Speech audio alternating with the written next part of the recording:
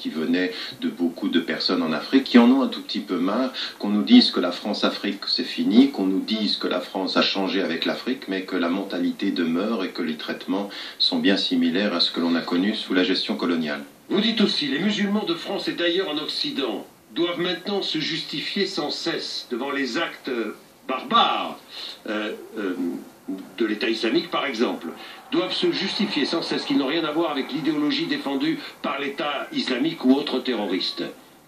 Oui, exactement. Je pense qu'à partir d'un certain moment, nous avons une responsabilité morale et une responsabilité savante. Qui vous? Nous, les musulmans, quand vous me parlez à moi, là vous étiez en train de me dire les musulmans d'Occident ou les occidentaux musulmans. Tous les musulmans d'ailleurs, ils ont une responsabilité, même dans les sociétés majoritairement musulmanes, qui consiste à mettre en évidence, par exemple, dans ce qui est en train de se passer en Irak et en Syrie, parce que les gens le justifient au nom de l'islam, eh bien qu'on puisse dire, écoutez, il y a une diversité acceptée en islam, il y a plusieurs courants de pensée, des littéralistes, des réformistes, des rationalistes, mais il y a des choses qui sortent de la diversité acceptée et qui sont anti-islamiques. Je l'ai dit au moment des attentats, pas simplement ceux des États-Unis, mais ceux de Casablanca, ceux de Amman et ceux de Bali, en disant tuer des innocents est contre l'islam. Et donc nous avons cette responsabilité-là, nous savons cette responsabilité. Mais d'un autre côté, nous avons aussi à ajouter une chose, c'est-à-dire que autant nous avons la responsabilité religieuse de dire ce qui est de l'islam et ce qui n'en est pas, que nous avons une responsabilité politique aussi, de dire attendez, parce qu'il y a des raisons à ça. Je veux dire, il ne faut pas rendre les choses dans leur essence. Les musulmans ne sont pas violents quand ils sont nés, comme les Américains ne sont pas violents quand ils sont nés. Ça vient aussi de processus, ou les Européens, ça vient de processus historiques et politiques. Je trouve très simpliste qu'on nous demande systématiquement de dire « Ah, condamner, tout de suite, allez, condamner. Et on doit condamner tout de suite. » Et puis, on n'irait pas aller chercher les raisons. On n'irait pas se poser la question de savoir, par exemple, attendez, je veux dire qu'à partir d'un certain moment... Ça veut dire quoi, Tariq Ramadan? Si on vous demande de condamner, c'est bien qu'aujourd'hui, il y a une incompréhension totale, pratiquement totale, entre le monde occidental et l'islam. Aujourd'hui, c'est vrai. C'est-à-dire qu'on vous demande, on ne réfléchit pas. On ne réfléchit pas, on vous voit d'une manière tellement caricaturale, vous les musulmans, qu'on vous oblige à condamner. Mais vous devez condamner, Tariq Ramadan. On est bien d'accord, mais ce que vous venez de dire va exactement dans mon sens. On vous voit de façon complètement, tellement caricaturale que vous devez condamner. Alors on condamne, mais maintenant il faut sortir de la caricature. Je ne vais pas accepter toute ma vie que d'être une caricature dans l'esprit de personnes qui n'ont pas étudié. Vous êtes en train de vous isoler? Non, c'est-à-dire le contraire. C'est exactement le contraire. C'est l'Occident vous isole? Non, non, on est en train de devenir vraiment occidentaux. On est en train de faire partie du débat maintenant. Maintenant on ne peut pas discuter à notre place. Pendant longtemps, il y avait un blanc quelque part ou une personne qui parlait à notre place. Jusqu'au mouvement des SOS Racisme, on avait des gens qui parlaient pour nous. Maintenant, ça s'est terminé. Maintenant, nous parlons pour nous-mêmes. Et quand nous parlons pour nous-mêmes, nous avons le devoir de prendre des positions claires quand il s'agit de violence, mais nous avons aussi le devoir de poser les choses sur le plan politique. Ce que j'ai dit, par exemple, sur le plan politique, et je le dis dans le livre, en tant que musulmans occidentaux, c'est de dire, mais moi je suis suisse. Et toute ma culture, elle est française. À un moment donné, pourquoi est-ce que je gêne le gouvernement français? Parce que je ne vais pas me taire en disant, attendez, c'est parce que nous sommes musulmans que nous n'arrivons pas à faire partie de ce pays. Il y a des responsabilités politiques dans ce pays. La gauche comme la droite en France aujourd'hui ne sait pas régler la question sociale, la question éducative dans ce pays. Et donc elle culturalise, elle islamise le problème. Je le répète depuis 25 ans, donc je ne veux pas être une caricature. Quand on me dit aujourd'hui, mais pourquoi ces jeunes y partent? Pour deux raisons. La première des choses... identitaire? Non, la première des choses, c'est une très mauvaise compréhension de l'islam, voire une espèce d'endoctrinement et une mentalité... Alors pourquoi? Alors je m'arrête là. Pourquoi cette mauvaise compréhension de l'islam? Parce que l'islam n'est pas enseigné, mal enseigné? Parce que pourquoi? Mais justement parce que nous avons un travail à faire, nous, d'explication, et qu'il y a aujourd'hui des gens qui travaillent en amont ici en France et que l'on laisse faire. Je voudrais vous dire une chose. Quand vous arrivez dans ce pays avec l'argent des pays du Golfe ou de l'argent saoudien, vous êtes mieux accueillis par le gouvernement français. Mieux accueillis que quand ça vient des citoyens français. Et après, on voudrait que ceux qui aient développé cette idéologie de eux contre nous, l'idéologie des salafis, elle est eux contre nous, elle est en cercle fermé. Donc on discute avec les États, on laisse les États intervenir, et après on dit mais il faut éduquer les musulmans. Ben oui, on essaye de faire ce travail-là. Et la voix que je porte depuis 25 ans dans ce pays, qui est diabolisée, et ben ça fait que du point de vue de cette compréhension d'un islam. Pourquoi diaboliser d'ailleurs cette voix? Mais parce que je les gêne. Je les gêne qui? Ben, je gêne trois catégories de personnes. La première, c'est la responsabilisation des politiques dans ce pays. La deuxième des choses, également, c'est de dire, moi, je ne suis pas un béni oui-oui. Je ne vais pas me taire. Je ne vais pas continuer à me justifier dans la condamnation des musulmans en disant, attendez, nous avons des responsabilités partagées. Où elle est votre action politique? Où elle est votre action sociale? Où elle est votre action de reconnaissance des citoyens à dignité égale? Un arabe qui parle le français comme les Français, ça gêne certains Français. Ça, c'est la première des choses qu'il faut dire. Puis, il y a un troisième élément, c'est que j'ai toujours été du côté des opprimés. Alors on me dit, ah, Tariq Ramadan est pro-palestinien. Il y a dans ce pays des lobbies qui n'aiment pas quand on est pro-palestinien. Il faudrait se taire sur Israël. Et on me dit, vous êtes pro-palestinien. Je dis, non, moi je suis pour les opprimés. Et je ne me tairai jamais sur des questions. Et je ne fais pas la différence entre un Palestinien, un Tibétain, un Rwandais. Je suis de ce côté-là. Et je ne me tairai pas. Et donc ça gêne certaines personnes. Oui, la d'humiliation. Mais vous m'avez posé une autre question tout à l'heure sur laquelle j'aimerais vite revenir. C'est-à-dire la question religieuse, il faut y venir. Et puis il y a une autre chose qu'il faut dire. Pourquoi des jeunes partent? C'est qu'à un moment donné, mais écoutez ce qui est en train de devenir la France. À un moment donné, et même l'Europe, l'islam est devenu la référence négative. Et à un moment donné, on se dit, mais attendez, j'ai un doctorat, j'ai bac plus 8, j'ai fait tout ce qu'il fallait pour être un Français ou pour être un Européen, et systématiquement, je suis perçu comme un problème. Et pour certains, éduqués ou pas, avec des diplômes ou pas, eh ben, et concrètement, quand même, oui, ils partent peut-être, mais enfin, il y a une rencontre avant de partir. Il y a une rencontre avec un discours, par exemple, salafiste, aux réponses bien tranchées, hein, qui apporte peut-être une réponse à, justement, des problèmes identitaires, qui désigne un ennemi, qui confère même une impression de supériorité. Exactement. Ces jeunes. Mais c'est exactement ce que je suis en train de vous dire. Discours, pour ces gens-là, pour les salafis, je ne suis même pas musulman. Je suis sorti. Vous regardez la littérature sur Internet, Tariq Ramadan, c'est un kafir. Kafir, ça veut dire il est un apostat, c'est-à-dire quelqu'un qui, dans leur vocabulaire, veut dire un infidèle. Pourquoi? Parce que je dis le contraire de ce qu'ils disent. Mais qui soutient ces personnes-là? Qui, en termes politiques, les laisse intervenir? Qui a besoin de leur argent? Eh bien, c'est votre gouvernement, très cher. C'est le gouvernement français, comme beaucoup de gouvernements en Europe. On se taira sur l'argent. Celui-là et le précédent? Celui-là, tous les gouvernements français, parce que l'argent n'a pas de couleur politique, vous le savez bien. Et même le Front National négociera avec tous ces États-là. Donc à partir d'un certain moment, si on veut, vous savez, ça fait 30 ans, je dis, l'islam français, l'islam européen, doit travailler sur 3 dimensions. Indépendance politique, indépendance financière et indépendance religieuse. Il nous faut un islam d'ici, avec des penseurs d'ici, avec des imams formés ici. Mais pour faire ça, il faut qu'entre les gouvernements et les citoyens, il y ait de la confiance et non pas de la méfiance. Et que les musulmans se sentent occidentaux. Oui, mais que les musulmans... Alors, là, je vais vous dire, moi je parle de révolution silencieuse parce qu'au fond, c'est exactement le contraire. Vous savez pourquoi on devient de plus en plus un problème? Parce que nous devenons de plus en plus visibles.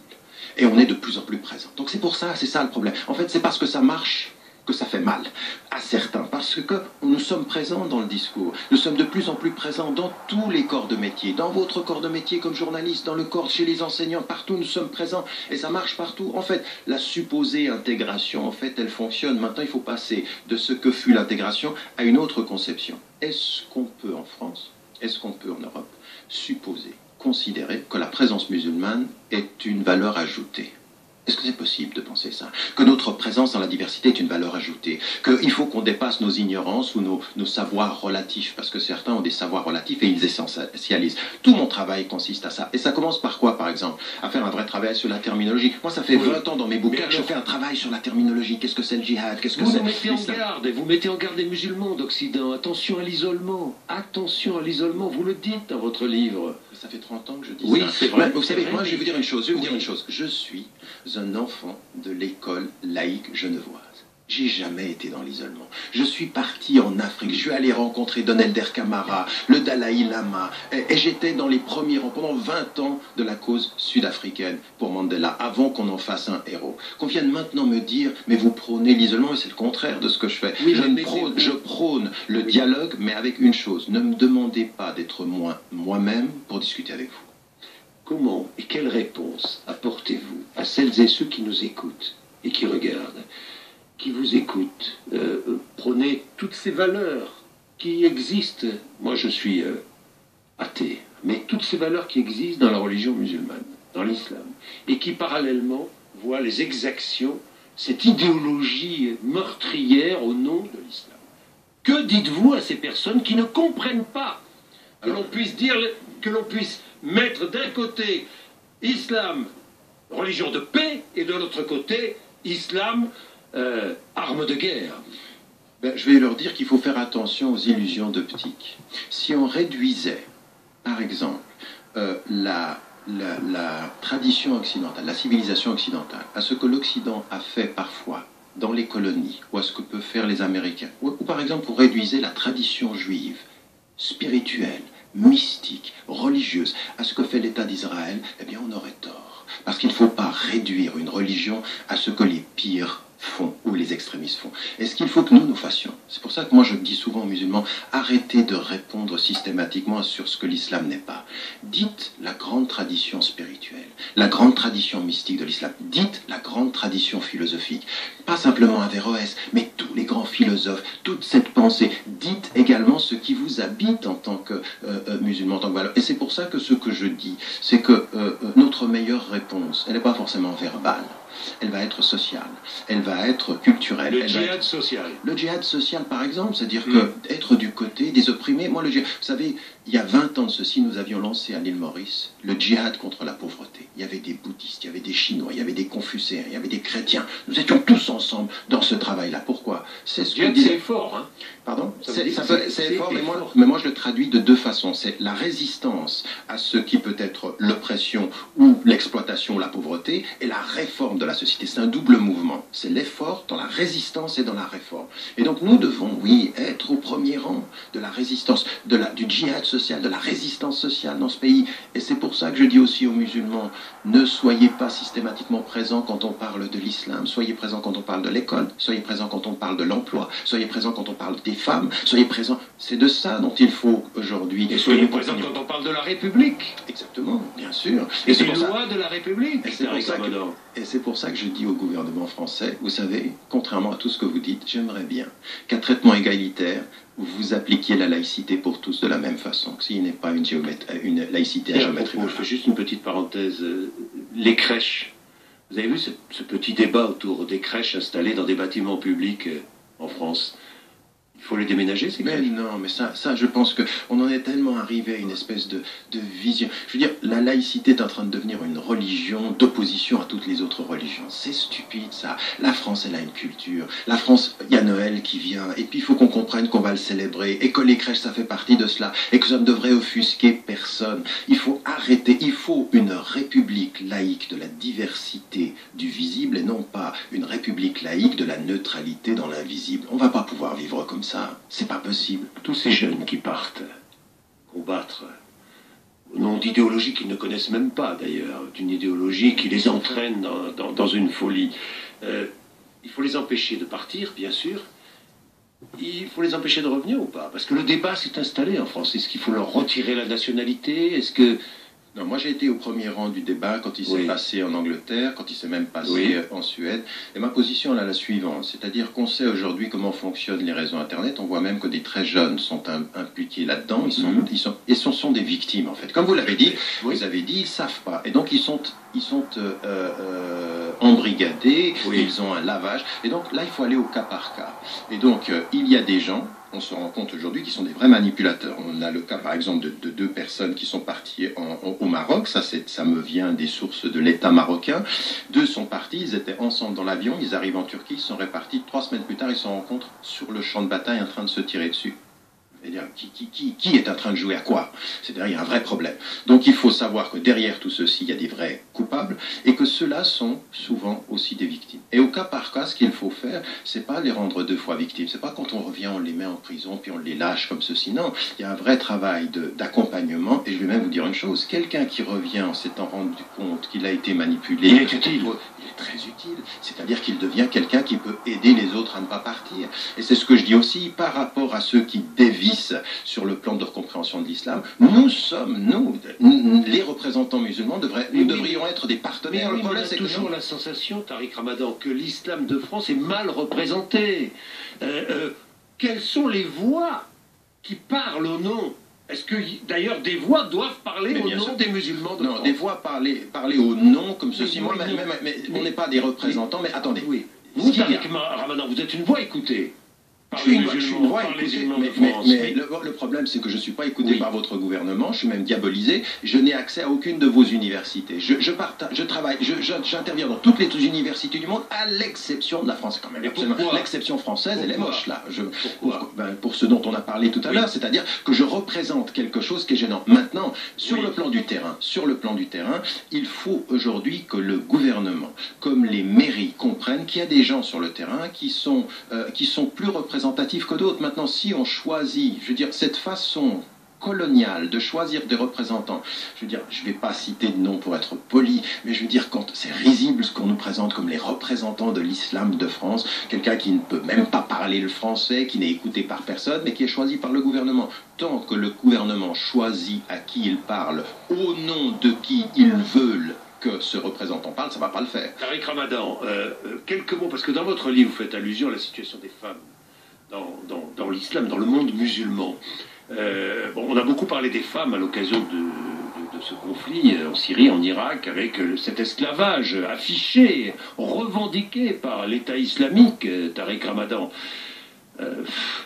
Que dire? D'abord, il y a trois choses à dire. D'abord, du point de vue des références musulmanes, l'interprétation et les interprétations qui existent, pour beaucoup, sont problématiques.